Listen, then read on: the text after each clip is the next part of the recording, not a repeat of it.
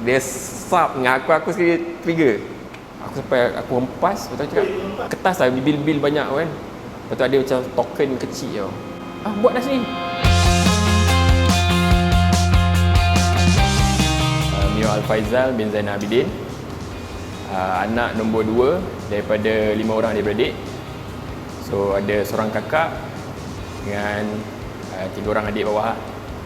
So asal lahir dekat Hospital Taiping, Perak.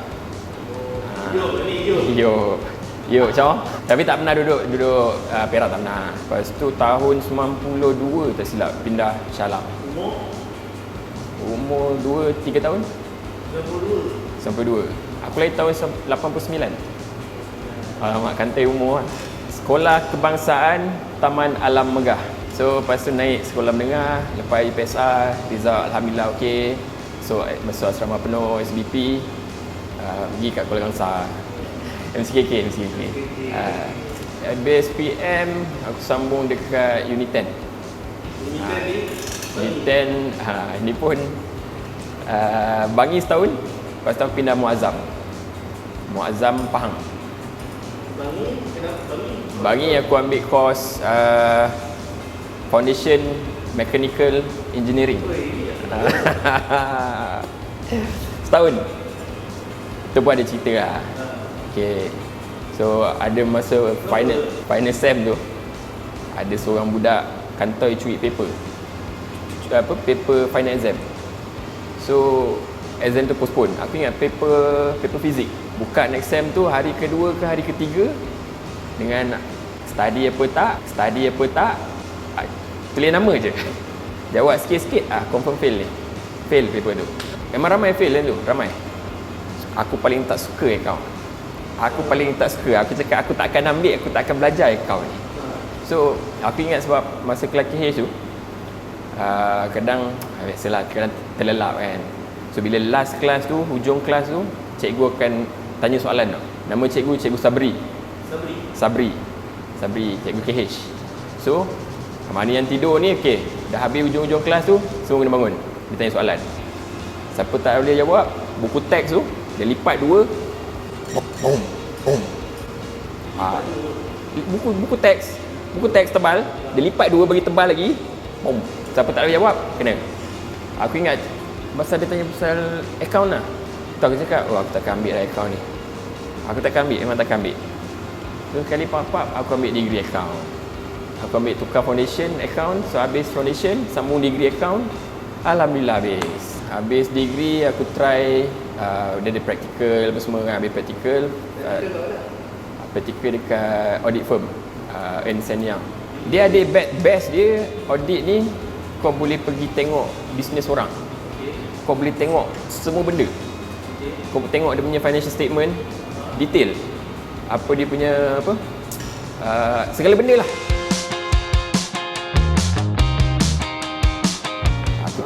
Aku try ambil CCA. Aku try ambil CCA. Aku sambung kat Sunway. Culture shock kat situ. Aku pernah terjumpa dia.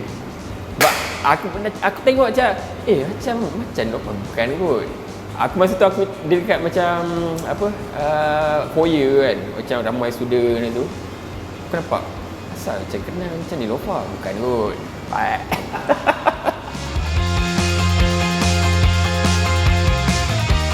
Aku ada apply kerja, ada hantar CV, tapi macam tak ada dapat mana-mana kan. So masa on the way tunggu tu, aku dengan member aku ada buka satu kedai frozen lah. Dekat Pantai Dalam. Ni rahsia ni? Tak rahsia mana. Aku ingat tahun tu tahun 2014. Knowledge pasal business pun tak berapa ada. Okay, keluar duit, aku share dengan member aku, buka kedai. Kita orang kedai tu buat sendiri. Kira cat, beli. Berapa keluar duit? Aku keluar 10,000, member aku keluar 10,000. Kedai ni tahan, aku rasa dalam 6 bulan kot. 6 bulan ke tak sampai, aku ingat lupa. Okay, bisnes dengan kawan ni Itulah, kalau tak kena cara, kau boleh hilang kawan. Macam mana boleh kekal dengan kawan balik?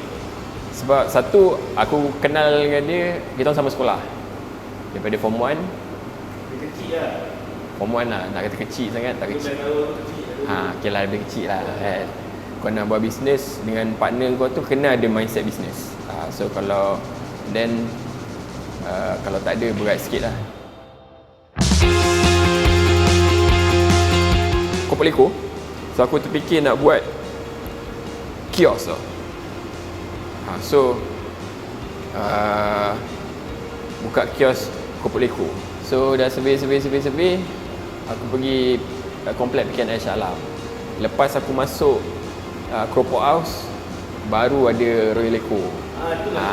Betul. Sorry. Aku mendah. Bulan 5 aku join BNI. BNI ni tak tahulah, ada orang kumpul-kumpul ramai ni. Tengok macam bagus kan. Kita pun tengoklah. Sebab aku ingat masa tu aku tak ada circle business tau. So ada member pun member sekolah. So mana yang semua mostly kerja kan. So aku nak cari circle business. So aku tak ada. So aku tengok BNI ni ada seorang member nama dia Ai. Aku tengok dia lah, tengok kat Facebook dia macam bagus ni BNI ni kan. Aku tanya detail. So dia ajak datang. Pergi meeting, aku pergi kan. So dah first meeting tu, then aku decide aku join. Aku awal-awal tengok dia macam apa benda siapa ni macam bagus je. Banyak aku belajar kat situ pasal bisnes ni. So aku tengok, and aku sendiri contoh kalau kadang setahun aku akan pergi 3 kali expo kat Singapore. So daripada sini barang dari Malaysia, nak pergi masuk sana, sampai sana nak kena set up apa semua. So dari situ lah banyaklah aku belajar untuk expo. So aku rasa aku punya biggest contribution dalam company, aku dapat secure deal export kopok ke Australia dah daripada 2017 sampai sekarang, alhamdulillah. So yang distributor ni aku jumpa dekat Shanghai. Aku pergi dengan kau. Sebelum ni pernah je ada 2-3 orang yang datang kan, kata nak bawa pergi China lah, nak bawa pergi masuk Indonesia lah kan. Cerita yang China nak masuk. You tanya you punya capacity berapa? I kalau order ni nak 4-5 kontena kan. Semua sembang. Itu dah lah. Tak ada kan. Better macam ni. Dia start kecil tapi sustain. Lama-lama tu dia naik, dia increase sampai sekarang. Tak ada, dia sikit lah. Sebab macam mana Okey lah. Tu lah, dia macam ni. Orang kata kalau orang nampak senang, kau alah family business kan, apa kau terus sambung lah kan. Dia tak semudah yang orang nampak. Dia macam ni. Tapi betul lah, aku syukur lah. Orang nak dapat kerja susah kan. Tapi aku syukur aku keluar apa semua boleh dah ada kerja kan dah. So aku run business kan. Nak start tu tak susah, tapi nak sustain tu. Nak start tu kau ada duit. Kalau kau ada duit lagi senang, anytime kau boleh start. Kalau tak ada, kau boleh pinjam ke siapa-siapa, ataupun kau cari investor kan. Investor kau siapkan pitch deck, lepas tu kau pitch kat investor. Kalau dia minat, dia boleh pump kat kau, boleh start. Tapi nak sustain ni, so kau tengok berapa ramai business owner yang boleh sustain business ni sampai sekarang. Nak sustain tu proses yang paling susah. So bila satu aku respect bapak aku lah. Dia start daripada zero knowledge pasal food. Dia dulu contractor. So dia start memang kosong, tak ada apa-apa, tak tahu apa-apa, dia start. So aku sambung tu dia dah berapa belas tahun 15 tahun dah. Dah 15 tahun dah. Start ni dulu daripada aku kecil, daripada aku darjah 6. Aku ingat aku pernah ikut bapak aku meniaga bazar Ramadan. Tapi time tu sedap lah. Aku tolong meniaga otak-otak, bakar otak-otak. Bapak aku cakap berapa yang terjual, aku ambil. So untung bersih lah, tak ada keluar modal. So memang katalah terjual 100 pieces kan. So aku dapat RM1. Kat situ daripada aku dah jam 6. Jam 6 form 1 aku tolong bazar. Kat situ aku dah start suka berniaga. So form 3 pun aku ada berniaga kopok leko masa aku kat asrama. Aku ada start berniaga. So balik pada nak sustain tu. So bila aku masuk ni company dah 15 tahun. So dia dah ada jatuh, ada naik kan. Dah naik tu sampai dah bapak aku beli building. Beli building kilang. Kilang kopok Pilih ni. Sini. Bila dengan bapak aku ni still aktif tau. Sekarang dah slow sikit lah. Time aku start tu dia still aktif lah. Dia dictator lah. Yes. Dictate everything. Yes, the OG. Apa tu? Original gangster. So dia dah biasa dengan cara dia. Dia ada style dia sendiri.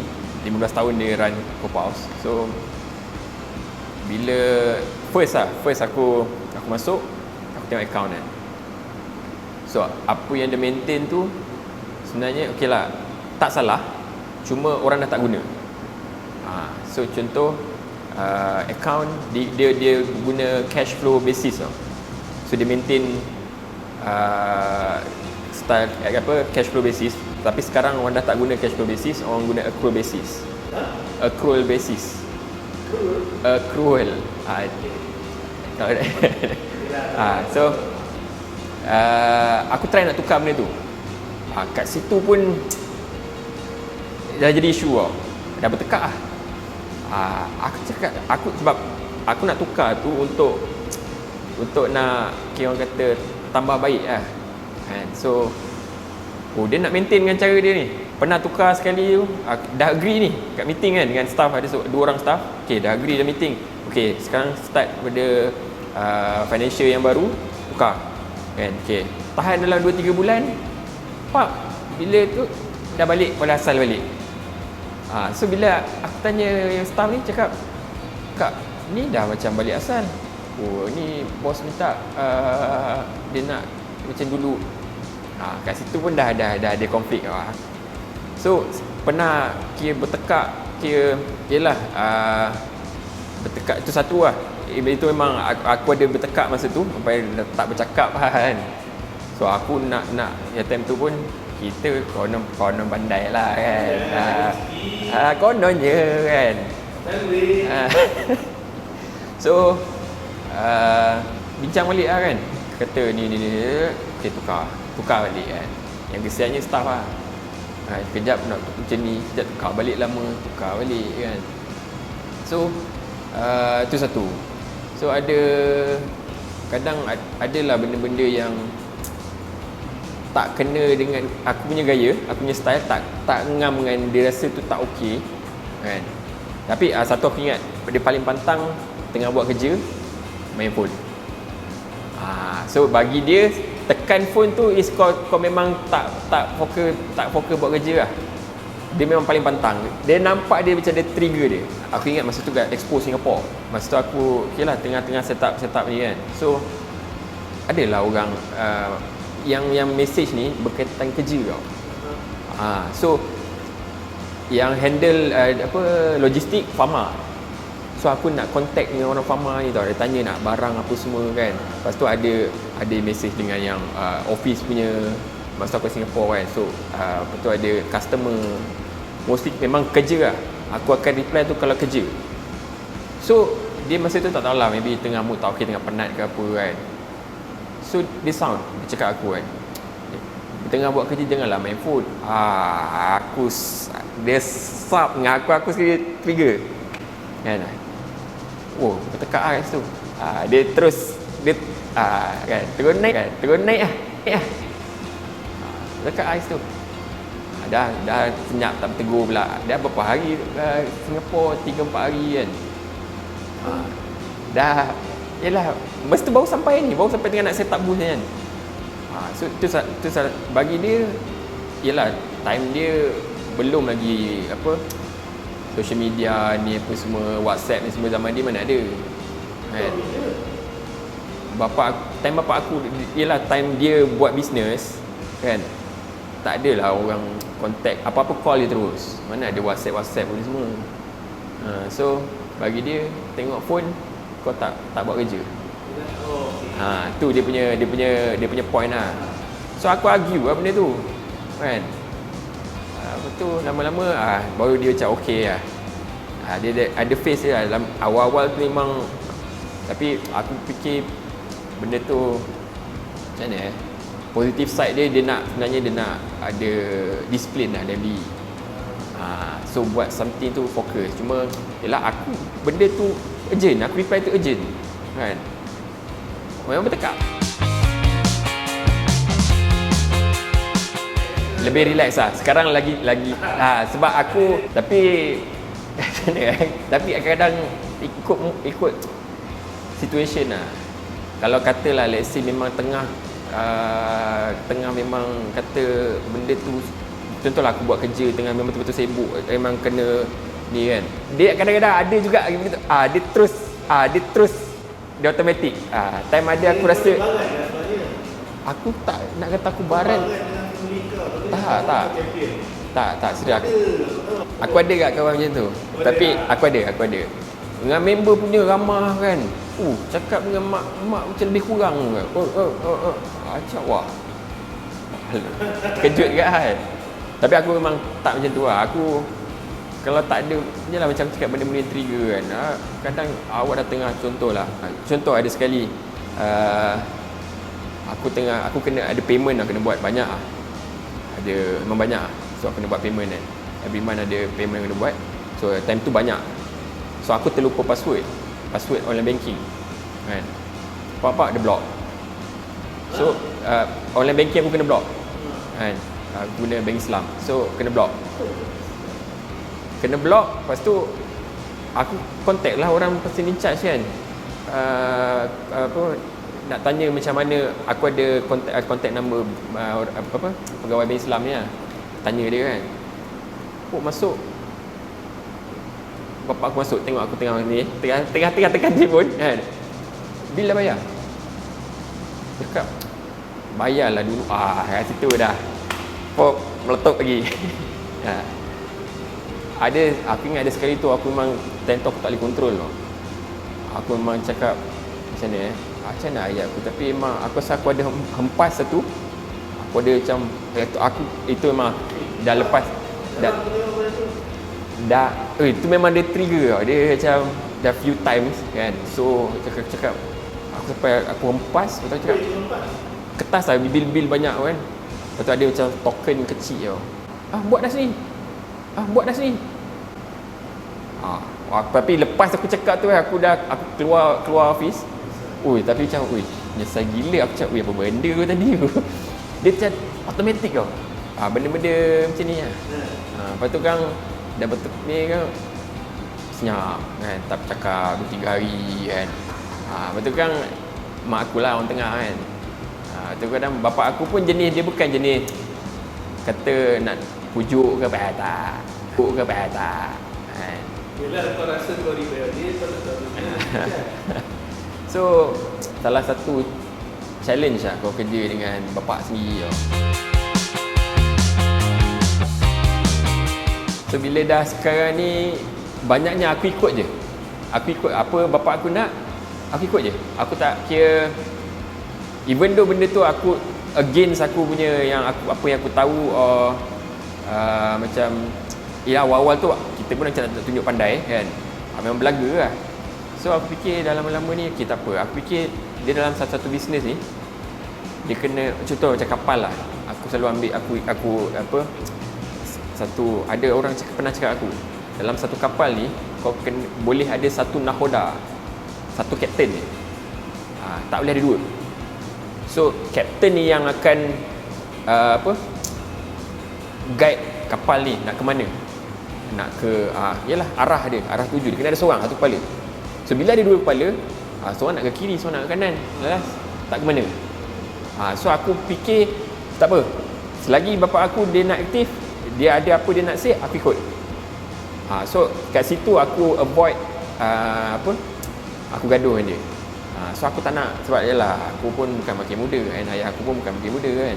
So aku tak nak lah less lah nak gaduh-gaduh ni, tak nak sebab dia bukan habis kat office je. So itu salah satu lagi, dia kalau ada isu takkan habis kat office, dia akan bawa kat rumah, bawa rumah tu pun tak bercakap ke atau tak bercakap lah. atau dia petik time makan ke? Ada kadang kalau ada isu apa pun, selagi kau tak tidur, dalam bilik sambung 12 1 sambung, ada isu ke apa kan, itu satu lagi. Kau memang, tapi benda ni aku okey je, aku tak ada isu, kira aku okey. So yelah, sebab bisnes pun kita sebenarnya kau kena ready 24 hours, bukanlah 24 hours, kira tak ada, kau kena standby lah apa-apa kan. Dia bisnes kau sendiri kan. Let's say ada problem tengah-tengah malam, katalah contoh aku ada quorum pukul 2 pagi, elektrik tak ada ke, quorum tak ada elektrik kan, takkan aku nak buat tak tahu kan. So kat situ aku bila dah lama-lama kan, saya fikir so macam aku cakap tadi, satu nakoda kan, satu kapten. So aku cakap bapak aku, tak apa, apa abah nak aku ikut. So selagi dia involve, aku ikut cara dia. So tak ada isu. Yes. So ikut je kan. Ada apa, okay. And aku punya approach pun lagi, tak tahu lah nak kata, mungkin sebab makin umur makin naik, makin matang lah orang kata kan. So benda-benda macam tu lah. So aku punya approach pun, kalau aku ada idea yang lagi ataupun cara yang ni, aku bincang elok. Kadang aku explain tu cara dia, sebenarnya dengan orang tua ni, cara explain, lepas tu kau execute, bagi dia nampak, bagi dia clear. Bila dia tak clear tu yang dia tak nak, so aku belajar kat situ. Yes. Dia sebenarnya cara kau approach, kau punya adab, cara cakap kan. Kena, yelah, ada dia punya cara lah, kena cara. Sebab yelah, kita pun kalau orang datang tiba kan, cara cakap pun macam kau bagus lah kan, kita pun melenting lah. So dari situlah, kira slow-slow, lama-lama pun okey kan. Kita ada jual yang loose dengan frozen. So yang loose ni kita cater untuk market peniaga-peniaga yang peniaga pasar malam, peniaga yang petang-petang ni kan. So itu yang loose. And then frozen ni kita masuk supermarket, kedai-kedai frozen, kita export. So tidak ni memang buat daripada scratch lah. Buat daripada scratch. Kita produce keropok leko. So keropok house ni dah 20 tahun ni. So start tahun 2001. 20 tahun lah. So macam-macam cerita lah. Dia naik tu memang on top of the world lah. Yes. Biasalah. Ada naik, ada sampai level yang dah discuss nak jual bisnes pun ada. Nak jual tu bukan sebab selalu orang jual at peak tau. So kau tengah sedap tu, okay lah, kau jual, kau ambil cash lah kan. So itu untuk orang nak retire ataupun nak start benda lain ke kan. Macam ni sebab bisnes time tu tengah tak okey. So nak dengan hutang banyak kan. So time tu dah tengah consider nak jual lah, 2019. So alhamdulillah time COVID ni kilang makanan boleh operate macam biasa since daripada MCO 1 sampailah sekarang. So tu memang aku pun syukur sangat-sangat kan. Tak semua bisnes boleh operate and ramai yang dah bungkus. So kat situ satu aku boleh operate, and then sebab aku buat makanan kan, time MCO ni alhamdulillah naik, sale pun naik. Tapi nak kata naik untuk yang frozen naik. Untuk yang loose ni sebab orang tak boleh berniaga, awal-awal tak berniaga kan, yang loose memang drop. Apa beza frozen dan loose?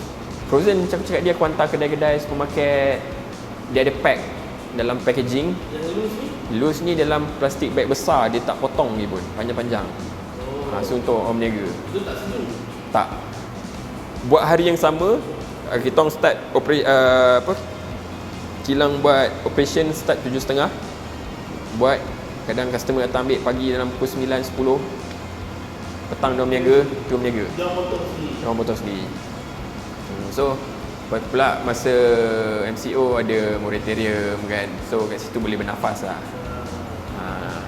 Boleh bernafas. So ada lagi bantuan kerajaan macam subsidi upah daripada Perkeso. So benda-benda tu lah. Bisnes alhamdulillah okey, surviving. Macam aku cakap tadi, bisnes ni yang paling susah is nak sustain kan. Macam aku nak sambung, aku sepatut paling teruk aku boleh sustain. The best is aku lagi naikkan sale or aku expand lagi lah bisnes ni. The worst, nauzubillah, minta jauh lah, tutup lah kan. Itu benda yang aku nak elak lah. Sebab benda ni kalau boleh aku nak biar sambung few generation lah, jadi legacy lah. Sebab yelah benda ni bapak aku start daripada scratch. Even masa ada satu kedai tutup, kedai dekat Glameri, itu pun tutup tu, aku dah kira-kira cakap, aku present dengan bapak aku, cakap tak boleh, kita kena cut ni. Masa tu 2019 lah. Sebab masa tu aku fikir apa yang boleh cut, apa yang boleh nak cut cost kan. So aku fikir kedai ni sekarang dia dah slow. Kira-kira okay, kedai ni dah slow. So dia punya sale dah slow. So dengan situ ada 2 staff lagi nak kena bayar apa semua kan. So aku cakap apa, masuk kilang buat production. Ini jantung ni sebenarnya. Yes. Kat sini ni semua ni jantung. So cut kat situ. Masa cut yang Glameri tu, situ tempat mulanya Pokok House ni.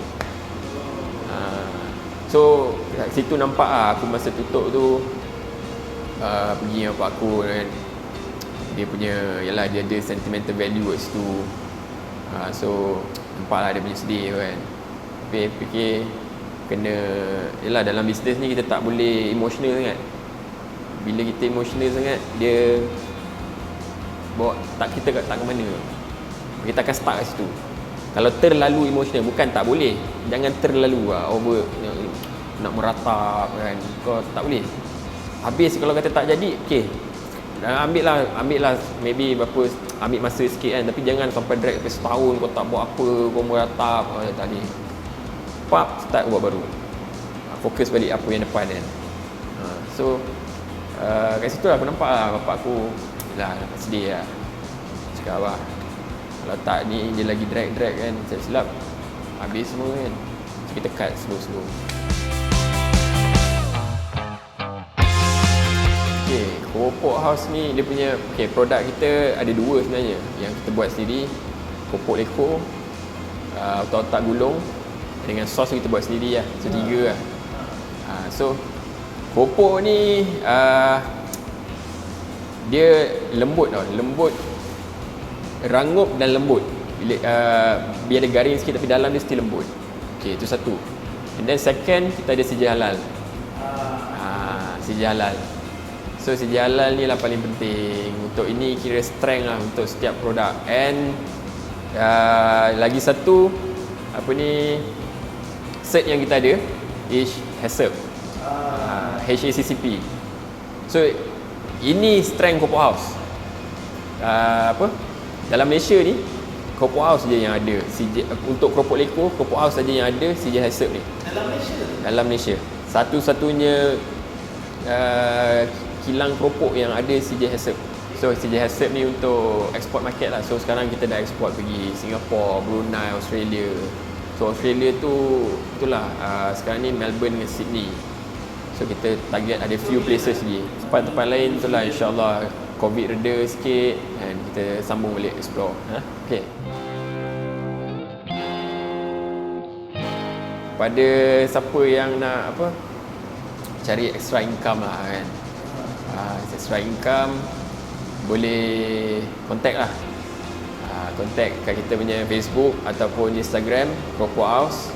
Boleh DM untuk jadi kita punya agent lah. Untuk agent ataupun boleh ada bagi nombor 016 805 0506. So kita memang ada program untuk agent-agent lah, untuk cari extra income masa tengah-tengah sesak ni kan. So tak susah pun nak jual. Orang pun kenal keropok. Siapa tak kenal keropok leko kat Malaysia ni kan.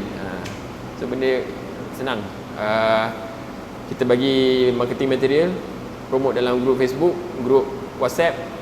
At least seorang mesti ada, paling kurang pun ada 10 grup WhatsApp mesti ada. Promote lah kat family, member office kan.